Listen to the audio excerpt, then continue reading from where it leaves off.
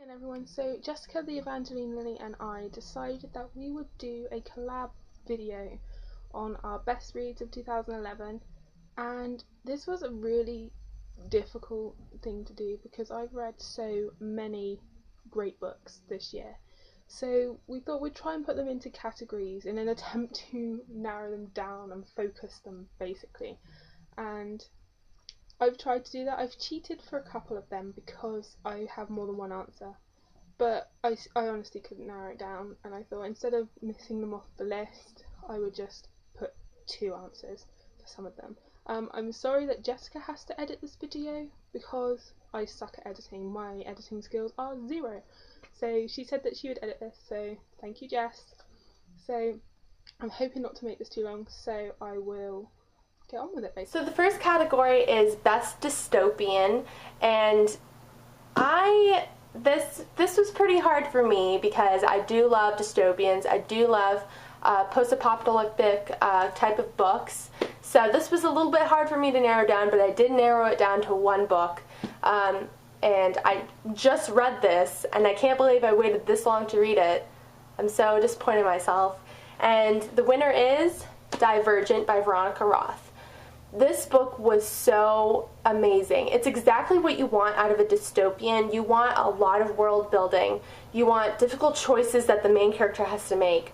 Well, for me, you want kind of like a cute little romance going on the side. And I will tell you right now, the male romance lead in here, oh my gosh, I love him. He's amazing. First one is the best dystopian book that I read in 2011. And that is Divergent by Veronica Roth, and the glare on this is horrible because it's an uber shiny cover. This was the first dystopian book that I've ever read, and I just fell head over heels in love with this book. It's really big, but I read it in a day. Its pacing was brilliant, the plot was amazing, and it got me into looking at dystopian books. And I've since read The Hunger Games, and as much as I've enjoyed them, I didn't love them as much as I love Divergent by Veronica Roth, so obviously that makes it my best dystopian read in 2011. If you haven't read Divergent, go read it. The next is the best angel book that I read in 2011, and that is Halo by Alexandra Adornetto. I really did enjoy this book. I haven't read loads of angel books this year, but this was the best one. It's still not my favourite angel book. My favourite angel book ever is Angel by L.A. Weatherly, and it is my favourite book. So my favorite angel book was Angel Burn by L.A. Weatherly, and if you have seen my review or you haven't, I'll link it over in this general area. I just gushed about this book, and Erin actually recommended this to me, so I seriously wanted to like kiss her because it was just so everything I wanted. Best contemporary read of 2011, and this is a book I've just finished, and that's The Duff by Cody Keplinger. I had huge expectations of this book, and they were surpassed. I loved it so much. I haven't reviewed it yet, but I will, so look out for that. Loved this 5 out of 5 book. It was brilliant. Next is the best adult book that I read this year, and there are two for this one because I couldn't pick between them. And the first is book 9 in Lara Adrian's Midnight Breed series, and that is Deeper Than Midnight. I was excited for this to be released, and I read it in a day as soon as I got it. I loved it. It's Hunter and Corinne's book, and it was just beautifully done. Loved it. And then I have Nalini Singh's Kiss of Snow, and anyone that's read these Hawk and Sienna from book 1 basically, and everyone has wanted their story, and we finally got it, and it didn't disappoint. It was brilliant. Adult fiction fantasy book, which is something I also just read. I can't believe, like, it's just amazing. I loved it. Was The Night Circus by Erin Morgenstern. This book, if you like fantasy books and you want something that you have to like really pay attention to the little details with, read this book. It was absolutely amazing. I loved it. I can't wait to read it again. I don't want to read it right away because I kind of want to give myself like some time, but I'm definitely going to read it again very shortly. It was just really awesome, and I'm a huge fan of fantasy books, and this definitely is at the top of best fantasy book I've ever read. It's the best retelling that I read in 2011, and I've read a few retellings this year, but the best out of all of them was Jane by April Lindner, and I really enjoyed this book. I took my time with it because I'm such a big Jane Eyre fan. I wanted to really absorb this book, and I had a few issues with it, but nothing that really marred my enjoyment of the book. And I appreciate what Lindner has actually tried to do in that she has made Jane Eyre relatable. Like, some people in my age group won't pick up a historical novel like that because they think, oh, why on earth do I want to read that? They're not like me, I won't understand what's going on. Whereas she's really transferred it well to the current age, and I really enjoyed it for that reason. Another category is Best Werewolf, and this one is pretty easy for me because I did love this book, and I read it at the beginning of I believe I read it in January of this year. So that book is Nightshade by Andrea Creamer, and I have read the second one, and I can't wait for the third one, which comes out, I believe, just like next week. So, yay! And this cover is beautiful. I'm kind of sad that they changed the covers, but that's not what we're talking about. This was a really great werewolf book, definitely worth it, and I just really enjoyed it. So you guys should give this a try if you haven't already. WrathsQueen is the best vampire book that I read in 2011.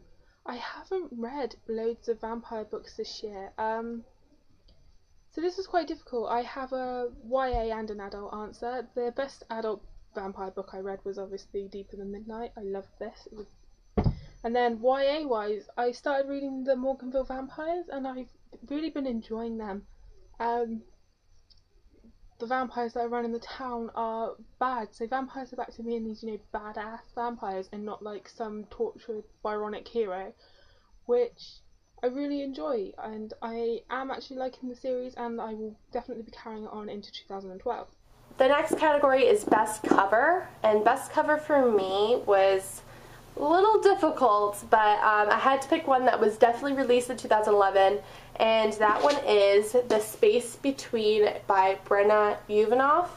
And if you, I just want to say something, it may look just normal to you on camera, but in person, it's just 10 times more beautiful than you can imagine.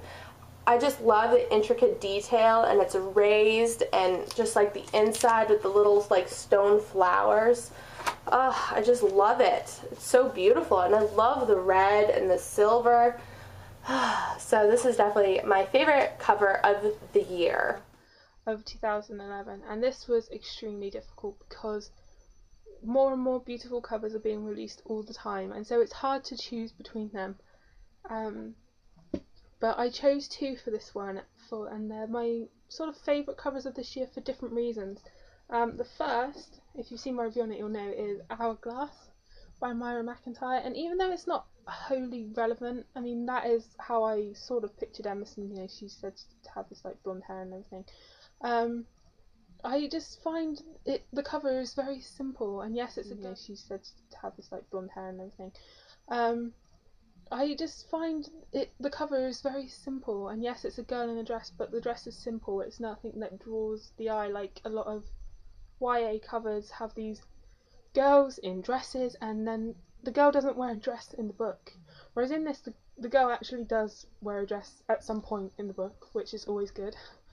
But I like how it looks like she's walking towards the door, but then you flip it and you see that she's actually on the wall, walking towards the floor. And it's so simple, but I just love that about it. It's brilliantly done. And my next favourite cover is Anna Dressed in Blood by Kendare Blake. And I like it because that's how I pictured Anna, it's how I pictured the house, it's creepy, it basically epitomises the whole of the book, and I love it for that. It's relevant, the cover suits this book down to the ground, and that's why it's one of my favourite covers of this year. Best historicals I read in 2011 were the River of Time series by Lisa T. Berggren.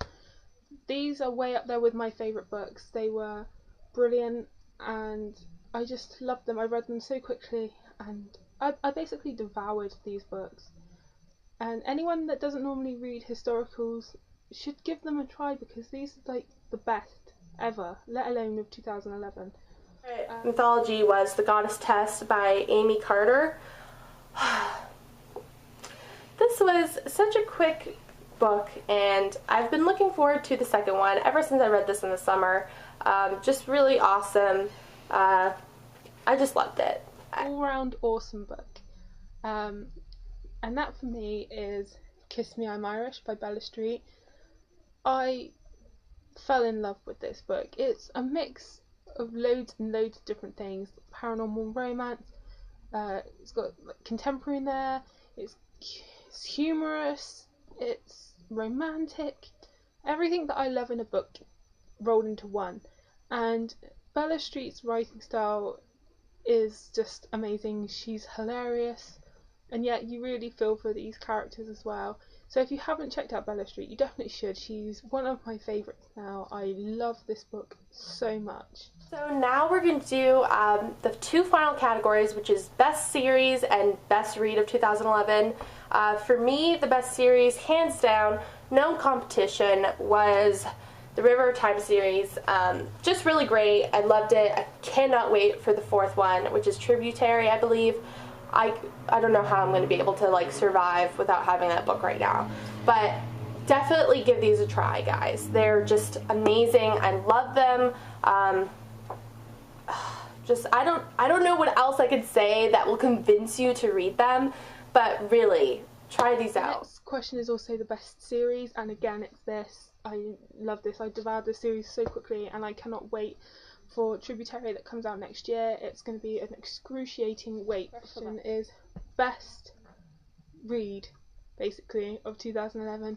And this was hard to do. I basically sat and thought, what book has really stayed with me? I've read it, put it down and have been thinking about it. What book has really stayed with me? I've read it, put it down and have been thinking about it. And still thinking about it months later. And in the end, I came to the standout conclusion that my best read of 2011 was Nevermore by Kelly Cray. I freaking loved this book. I liked the mix of Edgar Allan Poe and sort of paranormal supernatural. I liked that the sort of love interest Baron was sardonic, witty, and some goth boy that is basically sarcastic, and that even though Isabel is a cheerleader, basically, she's not this typical blonde bimbo, and that even though she doesn't maybe pick up a book all the time, and even though the end of this book was a killer cliffhanger that basically broke my heart, I am dying to get my hands on the next one. So I thought, for those reasons, this is my best book of 2011. I was completely captivated by this book, and it was different, and I feel like I am in pain while waiting for the second book, In Shadowed. So yeah, that's why. Last but not least is Best Read of 2011. And my favorite read, hands down, other than the River of Time series, because if I had to pick between this book and those, I don't know what I would do. But for Best Read of 2011 is Angel Burn by L.A. Weatherly. I love this book. If you are looking for something different, you want something like paranormal-esque, or you just want a really good book, check this book out. Seriously, I'm so happy I was able to read this, and I can't wait that the next one comes out in the US and Canada in January. That was my, so this was our collab video of Best of 2011, and it was really a great book year, and I can't wait for next year. And I'm so happy that I met Erin. She's just a really wonderful person, a great friend, and definitely someone you want to get book recommendations from because she knows her books. But those were my best reads of 2011, and I hope you enjoyed Jess's reads of 2011 as well. And I will see you guys in 2012 for another great book year.